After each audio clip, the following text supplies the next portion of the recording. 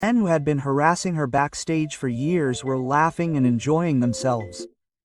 When the number began, the smile on the woman's face remained the same, but she was no longer the same. Spotlights poured from the ceiling. A deep silence reigned in the center of the hall. The orchestra held its breath. The audience bowed their heads slightly forward. As the woman slowly walked onto the stage, everyone saw her as a bold artist, graceful, calm, disciplined. No one knew what had happened backstage a few minutes earlier. No one had heard that laughter. Those hands that patted her on the shoulder, those humiliating glances, those years of silent shame. And now, with the sword of a cold line in her palms, the woman felt for the first time that this performance was not just a number for her, but retribution. Moscow, 1952, the most tense years of the Cold War. Stalin's paranoia had reached its peak. Every day, hundreds of people were arrested on charges of treason. The Gulag camps were overcrowded. But during this dark period, one light shone in the heart of Moscow. The Moscow State Circus. This enormous building, a stone's throw from Red Square, was a vital part of Stalin's propaganda machine. The circus was more than just entertainment. It was a showcase, an ideological arena, demonstrating to the world the perfection of the Soviet system. The circus's most famous act was the steel-throated Svetlana. Svetlana Dmitrievna Volkova, 28, with her long black hair, sharp chin, and icy blue eyes that never smiled, radiated a dark aura on stage. When the audience applauded, she merely nodded slightly in gratitude. She never spoke, because for years, Svetlana's throat had been nothing but a channel for swords. That evening, February 15, 1952, the 3,000-seat auditorium was packed. In the front row sat party officials, NKVD officers, KGB agents, and generals. The highest echelons of Stalin's regime were there. The stage was lit with red light, the orchestra was playing Shostakovich, spotlights focused on one spot.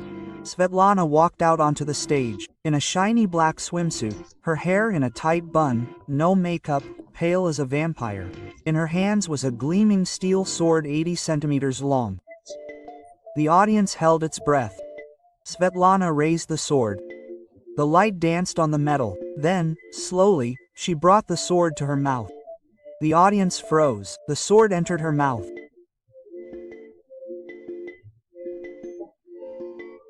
It passed through her lips, tongue, palate, throat, and deeper, 20 centimeters, 30 centimeters, 40 centimeters, 60 centimeters. The audience fidgeted, some covered their faces.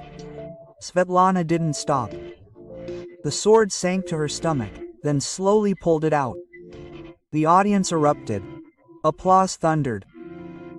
Svetlana bowed without a trace of emotion and left the stage. Her throat burned in the dressing room. After every performance, blood flowed inside, but she couldn't see a doctor. Socialist heroes don't suffer. She looked in the mirror. Her face was emotionless, only emptiness. The door opened without a knock. 3 men entered.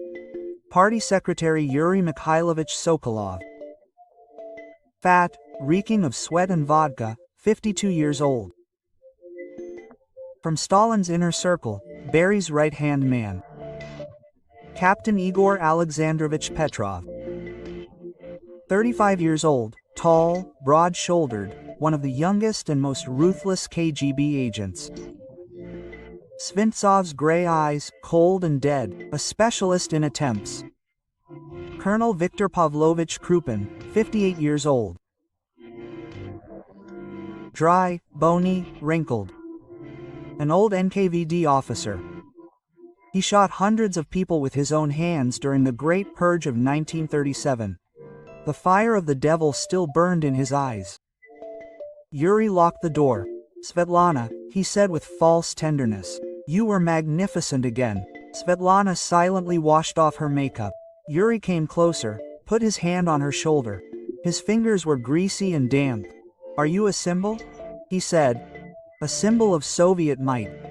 His hand slid to her waist. And this beautiful symbol needs our protection. His breath touched her neck. Igor stood in the corner, smoking, saying nothing, simply watching. Victor sat down in a chair, crossing his legs. In our time, everyone is an enemy to everyone, Victor said. Your family was declared traitors. But we protected you. Quote. Svetlana clenched her fists. But her luck is running out. You must show us your loyalty. Yuri placed his hand on her thigh. Svetlana froze. Something inside broke. But her face was emotionless. Only a dark fire flared in her eyes. Svetlana's family had once been part of Moscow's elite. Father Dmitry Volkov was an electrical engineer, working on Stalin's industrialization projects. Mother Natalia was an opera singer. Brother Ivan was a 12-year-old math prodigy. But in December 1947, everything changed. Father criticized factory planning. Quote, there are logistical errors in the 5-year plan, he said. Under Stalin, criticism was treason. 2 days later, at midnight, the NKVD arrived. They threw Father to the floor. Boots crushed his back. Mother screamed. She was thrown against the wall. Ivan hugged his father, but he was kicked. His head hit the wall and he never got up again.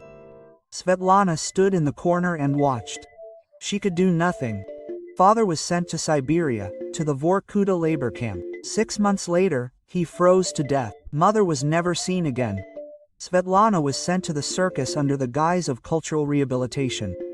So she learned to swallow swords. That evening, after the performance, Victor arrived alone. Quote, good performance, he said.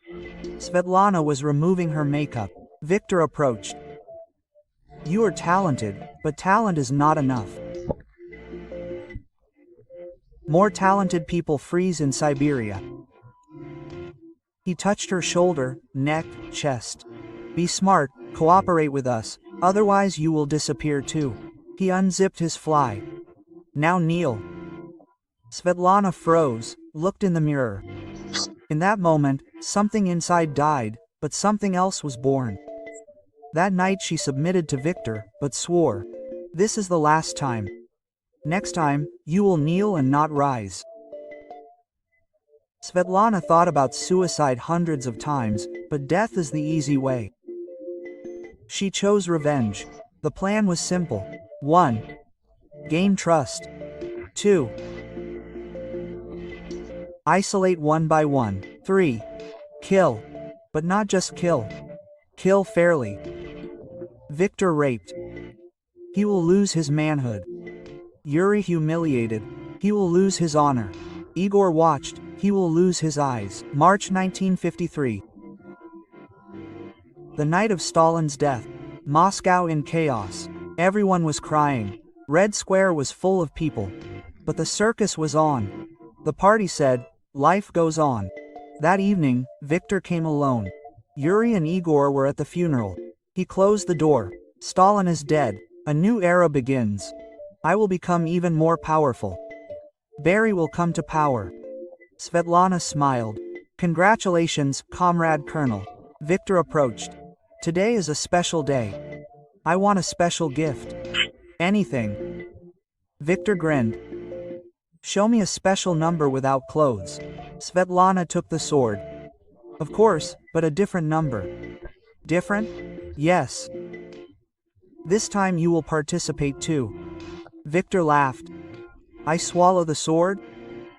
No, but the sword will enter you. Victor's face changed. What? Svetlana pointed the sword. Victor stepped back. Stop, are you crazy? I am a colonel. You killed me spiritually. Now it's my body's turn. Victor ran to the door. Svetlana was faster. The sword entered Victor's groin. A terrible scream. But behind the scenes, the sound was impenetrable. Victor fell. Blood splattered everywhere. Svetlana leaned over and whispered in his ear, what you did to me, I did to you. Now you will never touch another woman. A second sword pierced his throat. The last thing Victor saw was Svetlana's smile. Svetlana hadn't panicked. She had planned, placed the body in a set box, washed away the blood with bleach and vinegar, and waited 2 days. Midnight dumped the body and box in the Moscow River. Victor's body was never found. The party closed the case. The colonel had disappeared while on duty. Probably kidnapped by Western agents. No one asked questions. On the day of Stalin's death, the colonel was unimportant. 2 weeks later, Yuri came with 2 guards. "You killed Victor? Me? How could I? I'm just an artist. Don't lie. Victor disappeared with you. Maybe he ran off with another woman? Maybe he became a Western spy?" Yuri screamed, "Be quiet." Svetlana jumped up and grabbed him by the throat. The guards drew their weapons. "Shoot and kill your boss." The guards hesitated. "Tell the people to leave, or I'll kill you in front of them." Yuri waved his hand. "Go away." The guards left. The door closed. Svetlana threw Yuri to the floor. "What do you want?" "I took the sword. I'll show you a trick. Not sword swallowing. Sword chopping." She swung the sword. The first blow chopped off his right hand, the second his left. Yuri couldn't even scream, only his eyes wide open in horror. "You touched me with these hands. Now you won't touch anyone." She dealt the final blow. Igor was now avoiding the circus, but Svetlana found him. April 1953, Igor's house. Midnight. His wife and children in Leningrad knocked on the door. Igor opened the door with his weapon. Svetlana stood there. "How are you?" Finding the address was easy. Igor pointed the gun. "I'll shoot." Svetlana raised her hands. "Shoot. But first, I'll tell you something. Quickly. You never touched, but always looked. This is worse. You masturbated to my pain. Be silent. Looking is a sin. Sins are punished." She took the sword from her coat. Igor fired. Svetlana was faster. The sword entered Igor's eyes. A scream. The second sword went through his throat. Igor fell. The eyes were gone. "Now you will see no one." Gone. In 1955, Svetlana fled Moscow. Using forged documents, she went to Leningrad, changed her name, became Masha Sokolova, but she did not throw away her sword. Now she knew that appearing weak was the only way to survive. But true strength lies in knowing how to use a sword at the right moment. In 1973, an elderly woman, Masha Sokolova, died in the Leningrad Circus.